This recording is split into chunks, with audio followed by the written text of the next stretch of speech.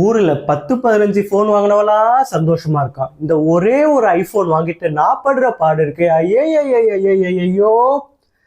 Hello friends, புதுசா iPhone 16 256 GB டீல்ன்ற colour வாங்கினேன்.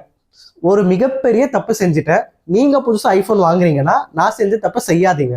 அது என்னன்னு பார்த்தீங்கன்னா, ஃபோன் வாங்கும் போது ஸ்டோர்ல வாங்கினேன். ஃப்ரீயா temper glass, back case, lens protect எல்லாம் கொடுத்தாங்க. எல்லாத்தையும் போட்டுட்டேன். ஃபோனை செக் பண்ண சூப்பராக இருந்துச்சு. 7 நாளுக்கு அப்புறம் நோட்டீஸ் பண்ணேன், கால் பேசிக்கிட்டு இருந்தால் நல்லா இருக்கு, ஆனால் ஸ்பீக்கர் மோடில் கால் கேட்டால் கரகிற சவுண்ட் வந்துச்சு ஸ்பீக்கரில்.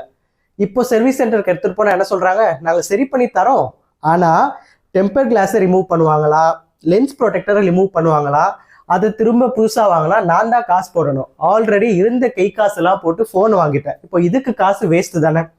ஸோ நீங்கள் புதுசாக ஃபோன் வாங்குறவங்களா இருந்தால் உங்களுக்கு கையில் டெம்பர் கிளாஸ், லென்ஸ் ப்ரொடெக்டர் எல்லாம் கொடுத்தா ஓகே, ஆனால் முதல்ல எதுவுமே போடாமல் ஃபோனை செக் பண்ணுங்க. முக்கியமாக ஸ்பீக்கர் குவாலிட்டியை செக் பண்ணுங்க. இஷ்யூஸ் இல்லைன்னா அதுக்கப்புறம் டெம்பர் கிளாஸ், லென்ஸ் ப்ரொடெக்டர் எல்லாத்தையும் போட்டுக்கோங்க. காசு சேவ் ஆகும்.